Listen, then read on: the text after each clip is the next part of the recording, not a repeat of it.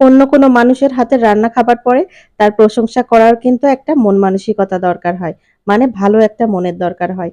অনেকে আছেন যারা অন্যের হাতের রান্না খাবার পর প্রশংসা তো দূরে থাক, সুন্দর করে একটা হাসি দিতেও ভুলে যান।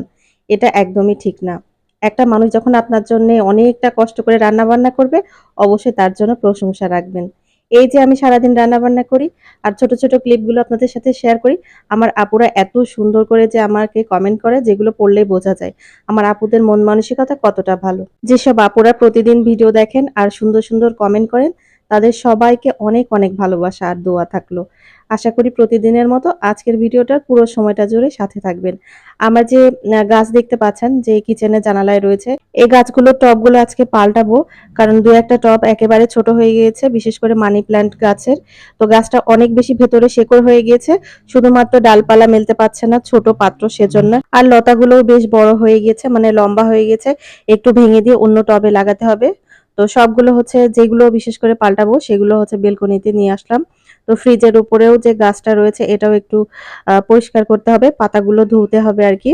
তো এই যে এই ছোট পাত্রটার মধ্যে আমি যখন ২ টা ডাল লাগিয়েছিলাম তার থেকে দেখেন কতগুলো হয়ে গিয়েছে। মানি প্ল্যান্ট গাছ লাগানোর সময় খুব একটা বেশি লতা দরকার হয় না। ২ টা ৩ টা লতা যদি বাসায় এনে লাগানো হয়, ৬ মাস যদি ভালো করে যত্ন করা হয় এই গাছগুলো থেকে ভেঙে, ভেঙে অনেকগুলো টবে লাগানো যায়।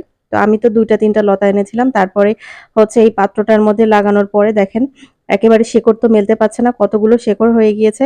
একজন আপু জানতে চেয়েছিলেন যে মানি প্ল্যান্ট গাছ কিভাবে যত্ন করতে হয় আরকি। তো হচ্ছে সেরকম একটা যত্ন করা লাগে না। মানে করা লাগে না বলতে একটু ছায়ায় রাখলে ভালো হয়। মানি প্ল্যান্ট গাছ সবসময় রোদে রাখলে দেখা যায় একটানা রোদে থাকলে একটু হলুদ হয়ে যায় পাতাগুলো। তো সবসময় রুমের মধ্যে রাখাই ভালো।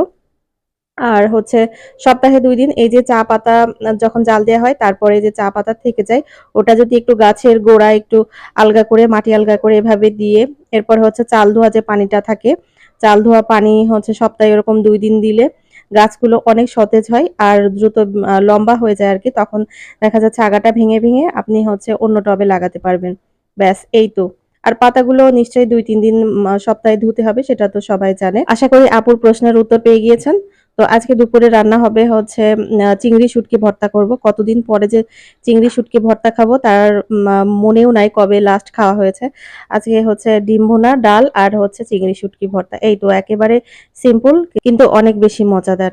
ডিমগুলো হচ্ছে ভেজে নিয়েছি। এরপরে হচ্ছে সব মসলা দিয়ে কষিয়ে তারপরে হচ্ছে ডিমটা দিয়ে একটু ঝোলের পানি দিলে কিন্তু ডিম রান্না খুব দ্রুত হয়ে যায়। বেশি একটা সময় লাগে না। এরপরে চিংড়িগুলো আমি একটু টালতে দিয়েছি, ধুয়ে নিয়েছিলাম আগে থেকে। তো মুচমুচে করে যখন টালা হয়ে গিয়েছে, উপর থেকে নিয়ে নিচ্ছি। নিচেরগুলো একটু হালকা যেগুলো গুঁড়া, গুঁড়া থাকে ওইগুলো পুড়ে যায়। ওইগুলো নিলে আবার তিতা লাগবে। তো ডিম কষানো হয়ে গিয়েছে, ঝোলের পানি দিয়ে দিলাম। ডিমটা হচ্ছে বেশি একটু ঝোল রাখবো। আমাদের বাসায় সবাই দেখা যাচ্ছে একটু সবজিতে ঝোল না হলে পছন্দ করে না।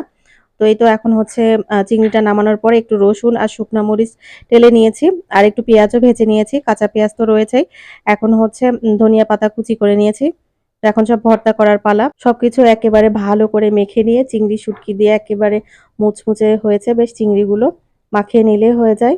তো গরম, গরম ভাতের সাথে এরকম চিংড়ি ভর্তা কার, কার পছন্দ? সুন্দর করে একটা কমেন্ট করে জানিয়ে যাবেন। তো এই তো রেডি হয়ে গেছে আমার ভর্তা। আর এখন হচ্ছে ডিম ভুনাটাও হয়ে গিয়েছে। ডাল বাগার দিতে হবে।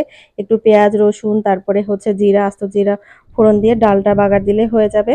আজকের ভিডিওটা কেমন লেগেছে একটা কমেন্ট করে জানাতে ভুলবেন না। সবার জন্য অনেক, অনেক দোয়া আর ভালোবাসা। আজকের মতো এখানেই বিদায় নিচ্ছি। আল্লাহ হাফেজ। আসসালামু আলাইকুম।